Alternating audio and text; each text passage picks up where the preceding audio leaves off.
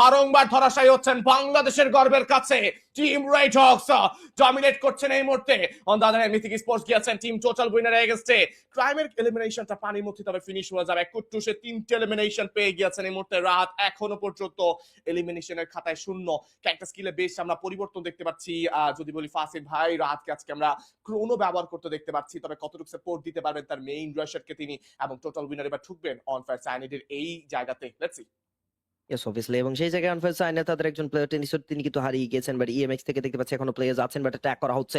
নকটাউনের চেষ্টা TW team total winner তারা কিন্তু অ্যাটাক করছেন, বাট ও নো, টেনিসকে আবারও টেক ডাউন করবেন আফলাতুন, but oh my god what a shot that was within a second. পুরো সিনারিওটাকে বদলিয়ে দিলেন টিম টোটাল উইনার রায়ন। এই জায়গায় অন ফায়ার সাইনারদেরকে পুরোপুরি ভাবে নিঃস্ব করে ফেলা হবে। Last only one place surviving, that is rusty, but rusty সরে পড়ছে এই জায়গায়। আই ডোন্ট নো যে আসলে কত দূর পর্যন্ত যেতে পারবেন, বাট আমার মনে হয় মিথিক স্পোর্টস তারা এবার অনেকটুকু বাজে পজিশনে পড়ে যাবেন এই মুহূর্তে।